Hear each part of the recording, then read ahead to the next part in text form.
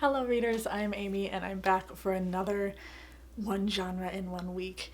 I've done a lot of these lately, just all of these books of the same genre end up coming to me at once at this point, so I'm just turning it into a one genre, 1 week thing.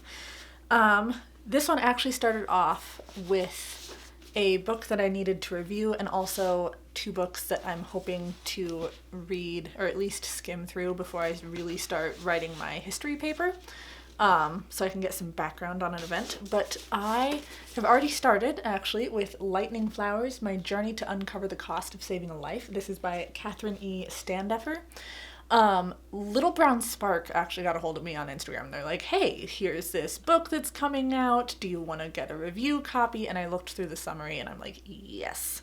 A couple years back, I read Omnivore's Dilemma by Michael Pollan, and that's exploring the process of going from farm to table through places like McDonald's and through foraging and through World Market. I think there was like a 4th one in there. And it's looking at the whole process from point A to point Z. And this is a similar thing where this woman gets a defibrillator implanted and she's exploring the creation of the defibrillator from the mines where the metal is taken from to where it ended up in her body. And she's like, is it worth it? Is it worth saving a life for this? And I'm loving it so far. I'm not that far into it. Probably a little over a quarter of the way through, and I'm really loving the writing and the story. It's great. Hood Feminism, I started for the Feminist as Fuck book club last year that's being held by Reads with Rachel, and it started off really well. Like, I was thoroughly enjoying this. I'm about halfway through. But after I started reading it, I don't know if I was not in the mood for nonfiction in like the second half of last year. Like, it was a good book and I was enjoying it, but I could not get myself to sit down and read more than a paragraph at a time. So I ended up putting the audiobook on hold, which normally I don't really do nonfiction as audiobooks, but I've been finding some nonfiction audiobooks that have been working for me lately, so I figured go ahead and get the audiobook. I'll have it on hold on Libby, so when I get it, I'll feel obligated to read it, and hopefully with the audiobook and with the physical book, I can go ahead and finish this. I am going to start this over, because it's been long enough since I've read the beginning that I feel like I should start from the beginning again. It's good, I wasn't in the mood, I guess. It's really frustrating. Another nonfiction possibly coming up for me this week would be Eat, Pray, Love. I might get to this book this week or I might not get to it until later. Either way, I'm not going to talk too much about it because this is actually part of a super secret collaboration that I have coming up. So I am excited to read this. This is actually, I think, the kind of book that I've kind of been in the mood for lately. Something a little more kind of easy breezy. So we'll see how that goes. And then on my Kindle, I have a book buying ban this year. I did buy a book. However, it was for school. I got The Only Woman in the Room, and I'm going to try not to butcher this. This is by, I believe it's pronounced Beate Sirota Gordon. I've heard a couple of different pronunciations, so I'm not totally sure on that first name. I think it's Beate. She was an Austrian Jew who helped to write the women's rights into the Japanese Constitution in 1946. And I keep getting stuck on the fact that you were a Jew in 1946 and Japanese Constitution. Wow. Because I was sitting in the car with Chris one day, like, I have this paper idea that I have to come up with to work on this term because I have like 8-week terms, so you really hit the ground running with school. And I'm like, I don't know who to study. There's a couple people I'm interested in, but I don't really know what to focus my paper on. And he took Japanese studies in college, and he's like, well, why don't you talk about Beate?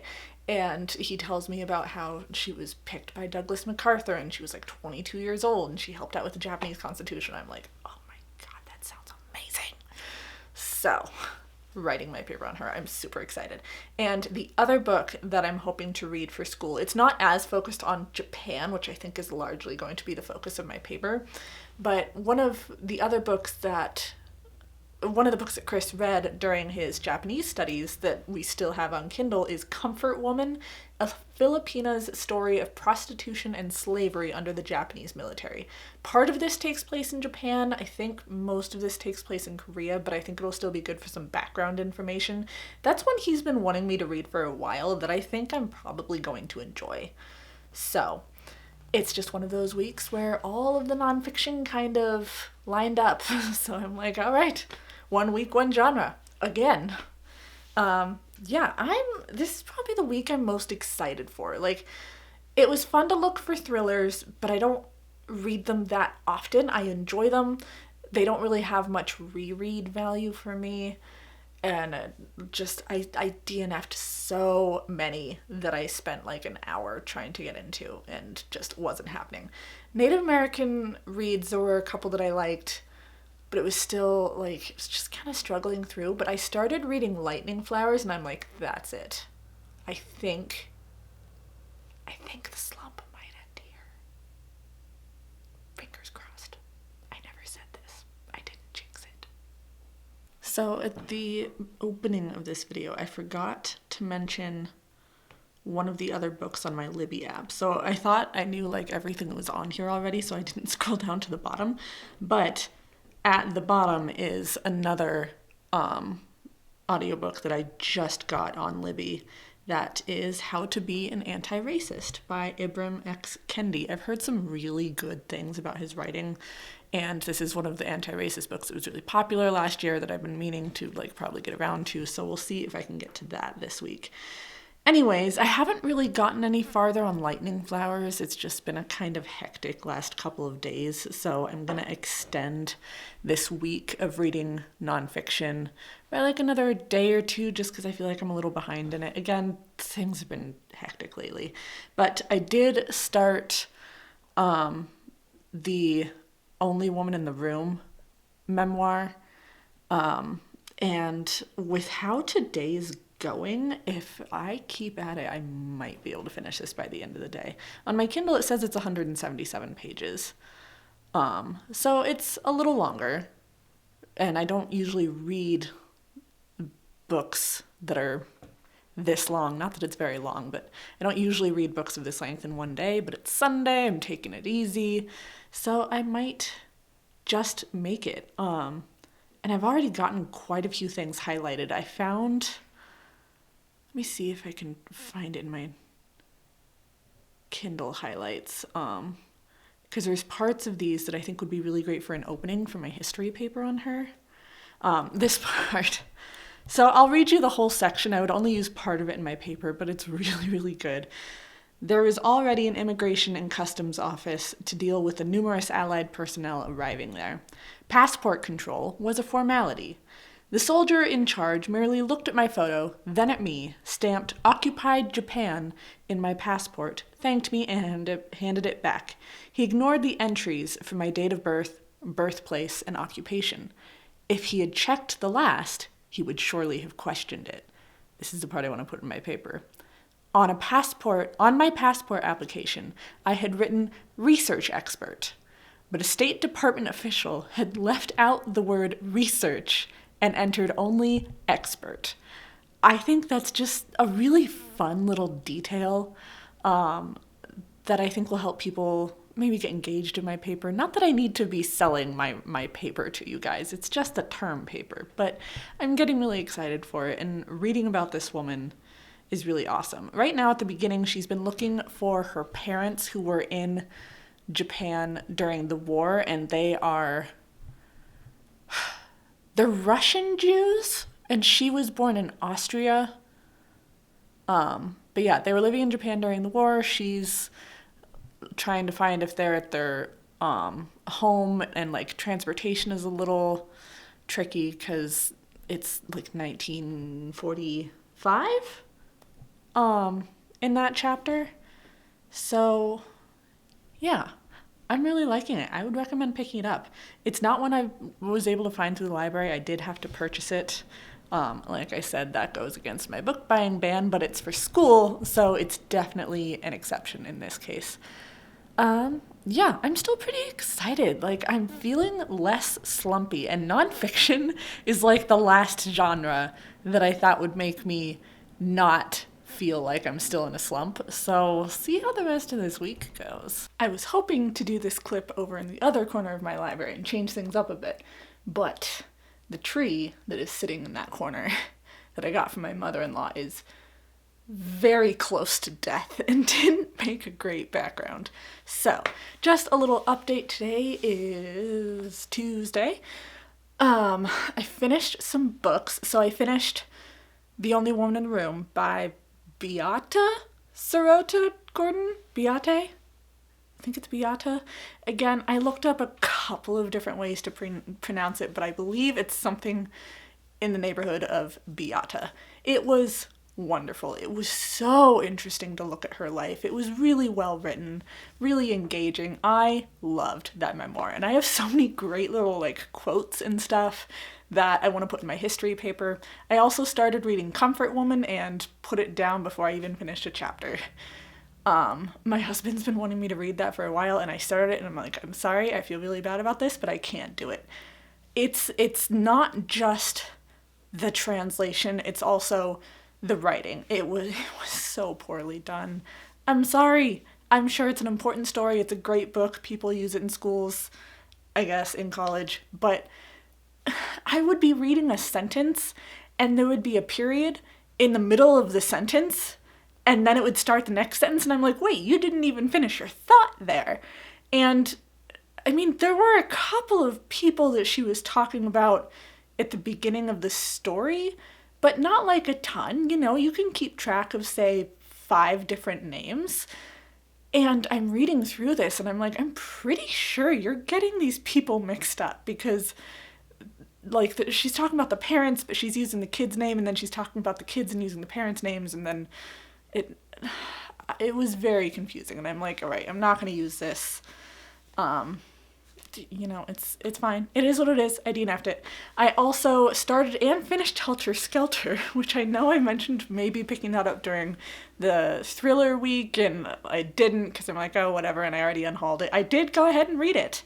And as chunky as my old paperback was that I actually unhauled, it was only like a 5 to 6 hour audiobook, depending on the speed at which you're reading it. It was fine. It's up there with In Cold Blood by Truman Capote, where it's like a really famous writing on an old murder case. And for as famous as both of them are, I definitely think that In Cold Blood is better. I think it's more interesting. It's written in that novel way. It reads like a novel, but it's actually a nonfiction. And I was told that Helter Skelter was similar in the way that it was written. It really, to me, it felt like a true crime story. Pretty basic, not necessarily written like a novel or anything. It was interesting, sure. It was missing that something that In Cold Blood has, where you're just on the edge of your seat. Helter Skelter was more, here's the information, and In Cold Blood is more, here's the story. So that's where I'm at so far. I haven't made any headway on Lightning Flowers because I've been concentrating on Kindle reads and audiobooks. I need to start How to Be an Anti-Racist. I need to restart Hood Feminism. Normally, I would end all of this like Friday afternoon, say, but like I said, I'm going to add another day this week because this weekend was kind of hectic, and I'm really enjoying them so far. I'm really getting into the nonfiction, which again is not the genre that I would think would get me out of the slump, but I mean, who am I to tell my brain how to and how not to get out of a slump?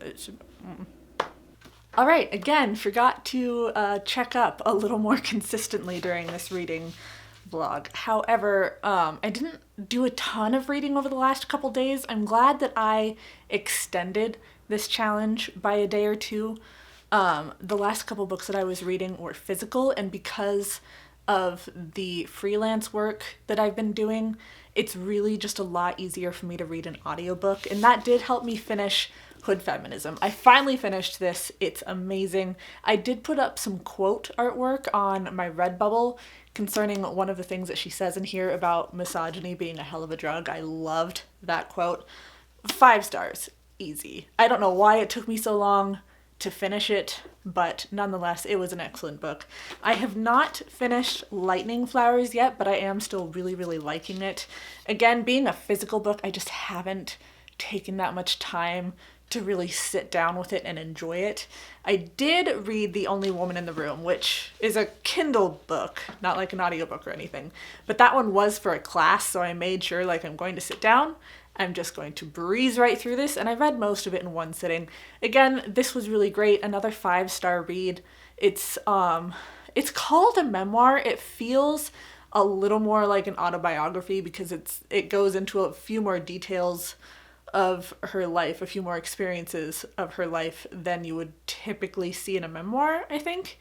It's not necessarily focused on one topic, but Beata, I think is how you say it. I've seen a couple of different pronunciations of it. I believe it's supposed to be Beata Sirota Gordon, is a woman that most people in America have never heard of. She's very well known in Japan. She is the daughter of an Austrian Jew and a Russian Jew.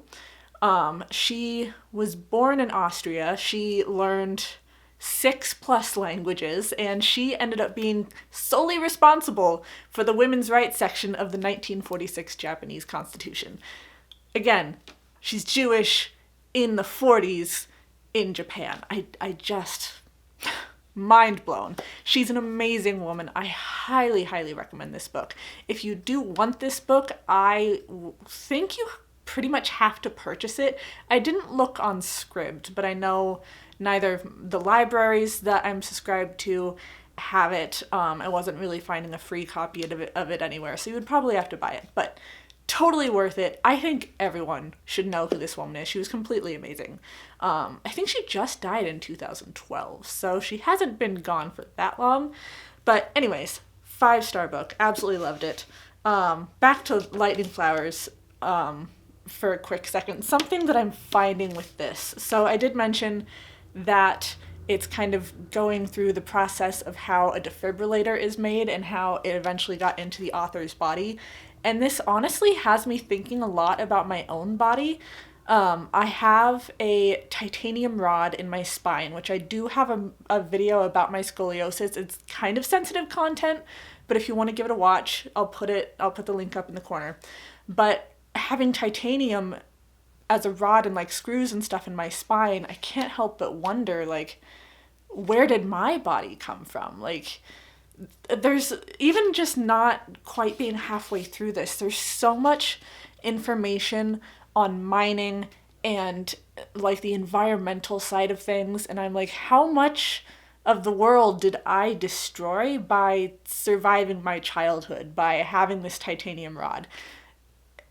I'm having this personal connection that I wasn't really expecting from this book, and it has me asking so many questions. And if I can remember to do it, I think I would like to do a standalone review when I'm done with this book, because there's just so much more conversation to have.